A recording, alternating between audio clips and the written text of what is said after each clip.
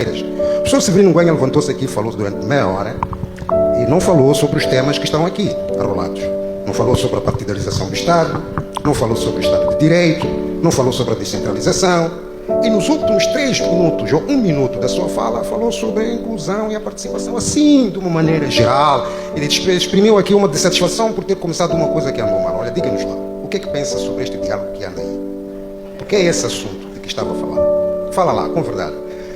Agora, para os que não sabem, eu e o Roberto conversámos muitas vezes e temos objetivos de fundo, temos encaminhamentos diferentes. Pretendemos o melhor possível para o país que é o nosso. Pretendemos o melhor possível em termos de realização das pessoas, de um sistema político funcional, etc. Mas encontramos-nos a ter que procurar caminhos diferentes. Eu estava doente, fiz uma operação na próstata, estava no hospital e eu só via no meu telefone o que ia acontecendo. E depois fui solicitado por alguém, nós temos que fazer alguma coisa. A palavra nós significava muitos de nós. Professores, ativistas políticos, ONGs. O país estava a ter destruições enormes, estava a ter mortes enormes, muita gente, média 10, 12, 14, 15 pessoas por dia. E a pergunta mínima que a gente podia se fazer, o que eu me fiz foi: o que é que eu faço? Eu não sou membro da Frelimo, eu não tenho cartão da Frelimo, eu não sou membro da Renamo, não sou membro do MDM, também não sou membro do novo partido que nasceu. Tinha 2 possibilidades: ficar calado, eu estava na Itália na altura, e comer pizzas e espaguetes, ou dizer que eu tenho alguma responsabilidade e tenho que fazer alguma coisa. E a minha opção foi essa. Pode ser errado, mas foi uma opção de fazer alguma coisa. O que fazer? Nós começamos a bater portas para levar as pessoas a conversar, a encontrar um caminho através do diálogo e da palavra. O meu maior interlocutor nesse período foi o Venâncio Mondlane. Eu falava com o Venâncio 1 ou 2 horas por dia. Eu falava com o News, que era presidente na altura.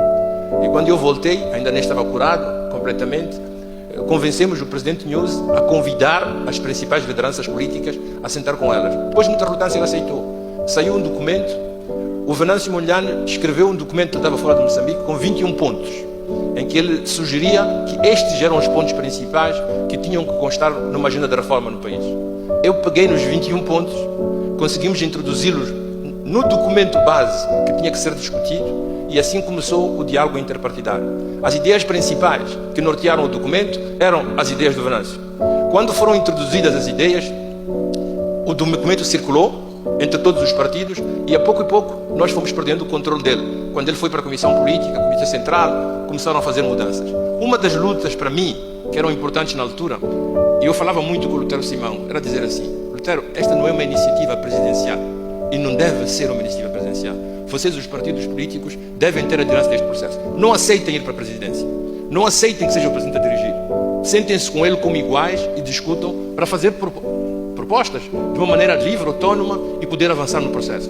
O processo, à medida que ia entrando nas instituições, ela foi nos escapando pela mão. É por isso que eu disse que, a certa altura, eu já não me reconhecia no que aconteceu. O presidente News saiu, entrou o presidente Chapa. Durante a época do presidente News, do período que vai de 15 de outubro ao dia 23 de março, que foi a leitura da senhora Lúcia Ribeiro, nós fizemos cenários diferentes para encontrarmos uma saída pacífica para o país. Pensámos num governo de unidade nacional, pensámos num governo institucional, pensámos num governo técnico e sugerimos isto a uns e outros. O nosso objetivo era dizer que temos que fazer reformas profundas no país antes de pensarmos em futuras eleições, para que a gente possa se reencontrar numa base diferente a partir das eleições, da lei do país, etc, etc. Não vos digo por quantas tivemos que passar.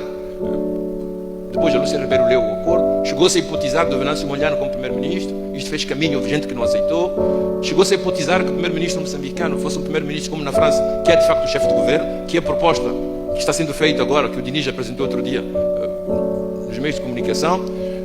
Foi andando, foi-se cozinhando a maneira como a gente faz as cozinhas a nível nacional, e de repente aquilo apareceu como uma proposta presidencial do novo presidente, com os partidos políticos a serem arrastados por trás. Nomeou-se um chefe que ele... Tudo isto foi sendo cozinhado, e tudo o que a gente podia fazer era... O que eu podia fazer era, com os membros dos partidos diferentes, o Suf Momad, dizer: amigos, vocês não durmam, não pode ser assim. Vocês têm que ter uma postura diferente para este diálogo.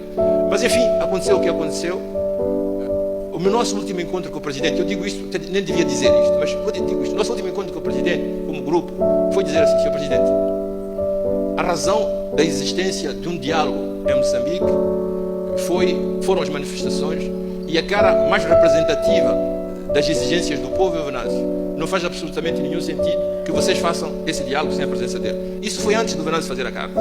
A carta veio depois. O Presidente respondeu-me, fui eu que fiz a pergunta, a resposta foi: isto é de lei, foi o Parlamento que tomou a decisão, e só o Parlamento pode decidir que já não vão para o diálogo os partidos com representação parlamentar ou municipal, mas que possam entrar também outros partidos. Então eu digo assim: Presidente, eu vou agarrar a sua palavra. A próxima reunião do Parlamento é em outubro. Quer dizer que o senhor vai submeter em outubro este pedido ao Parlamento para dizer que ratifiquem que possam entrar. Aí entramos naquelas coisas que se diz, não se diz, faz, não se faz. Mas o nosso esforço de luta, a minha posição no meio de tudo isto era para dizer: nós temos que encontrar uma maneira de resolver nossos problemas na mesa, sem nos matarmos, sem destruirmos, como fizemos de outubro a março esta parte. Houve um momento, talvez dramático para nós, quando não se passava nas estradas, quando morria gente, quando a polícia baleava jovens, quando queimavam-se coisas. Houve um tempo em que nós dizíamos assim, eu dizia assim: eu preciso de uma ou duas pessoas que possam convidar o Presidente Chapo e o Venâncio a sentar-se na mesa. Eu falei ao Presidente que Busa, Chissano, Graça, mas acho que não há ninguém em Moçambique que tenha nome que não tenhamos tentado encontrá-lo para dizer: mete as duas pessoas juntas, torne-se um acordo de parar com este tipo de conflito e o resto vamos ver depois. Depois daquele brilhante 23 de março, encontraram-se e a partir daquele momento oficialmente não morreu mais ninguém. Eu lembro-me, sei que há gente que morre, sei que há disparos, mas o nível de violência não cessou. Confesso isso. Nós reunimos mais uma ou duas vezes com o grupo do Venâncio e com o Presidente. Todos concordam, eles próprios, que o nível de violência naquele momento baixou. Eu lembro-me uma reunião que se fez, eu não estava, era o dirigente Venâncio com o grupo com quem trabalhamos. A reunião correu mal e quando eu cheguei, um dos membros diz assim: por que nós entramos nesta coisa? Por que os nossos nomes vão sair nos jornais, vão ser falados mais? A culpa é do Severino. O Severino é que nos trouxe para aqui. Eu, quando olhei para o meu grupo, estavam todos a olhar para baixo, quer dizer que a culpa era minha. Eu só disse para eles assim: Roberto, o que eu vou dizer assim, de 15 de março até hoje, pelo menos uma, duas, três vidas salvamos. O número de mortes eram 15 ou 20 por dia. Há mortes em Moçambique, há destruições em Moçambique, mas não tem comparação com aquilo que acontecia antes. E se os professores servem alguma coisa, para além de ser categóticos e poderem dizer coisas sem ninguém fazer mal, se também a função deles é participar, nem que seja minimamente a salvar uma vida, eu penso que teremos feito uma coisa extremamente importante para o país. Não conseguimos muito. O que nós temos na mesa, a discussão que está sendo feita, não corresponde ao que nós tínhamos pensado, ao que nós propusemos, ao que nós queríamos. Tomou um outro rumo. Mas como eu disse aqui antes, quando falei, eu não me permito, não me autorizo de perder a esperança. Eu continuo a pensar, por favor. Eu continuo a pensar que é extremamente importante nós buscarmos caminho. O caminho que nós temos hoje não é o caminho ideal, não é o que devíamos ter. Mas como eu disse uma coisa antes, há ali possibilidades, com uma grande pressão, de lutarmos para reformar o nosso Estado, para termos uma convivência comum, um pouco mais pacífica e uma redistribuição social e económica um pouco mais equitativa daquela que tivemos antes. Os professores não servem a isto, nós prestamos-nos a isso. Por isso mesmo, se neste ato de sair fora da cátedra e para começar a fazer coisas que estão fora da nossa bitola, cometemos erros, o primeiro a se auto-perdoar sou eu próprio. Mas acho que o que nós fizemos em consciência, e por quanto erros possamos ter cometido, aquilo que fizemos, tentamos fazer bem em consciência e a nenhum momento tentamos privilegiar uma pessoa, um grupo ou um outro. Há uma coisa que eu tive uma conversa de meia hora, 45 minutos ao telefone, com o Roberto até a gritos. E a nossa conversa era a propósito da pergunta que me foi feita nas redes sociais: houve acordo ou não houve acordo? Acho que todos vocês viram isso, né? Que o presidente nosso disse em Lisboa que não houve nenhum acordo entre as partes. E o Venâncio veio dizer que não só houve um acordo, mas havia testemunhas. E que o chefe da banda dos testemunhas era eu. Toda a gente só me perguntava: houve acordo ou não houve acordo? Eu disse aqui na minha locução: o objetivo da política são os consensos. E foi em volta de busca de consensos que nós nos mobilizamos. Se eu dissesse o presidente Chapo mentiu, como é que eu ia convidar o presidente Chapo em seguida para voltar a sentar-se na mesa conosco? Se eu dissesse que o Venâncio mentiu, como é que eu poderia convidar o Venâncio para voltar a sentar-se na mesa? A gente teve que engolir sapos. Mas o único objetivo que nós tínhamos não é glória. Não ganhamos uma 500. Não fomos promovidos a nada. Tudo o que nós fizemos foi que o número de pessoas que morressem no país diminuísse. Se isto é condenável, se este esforço que nós entrepreendemos é condenável e faz de nós menores professores, menos aptos, menos inadequados. Bom, muito obrigado, professor.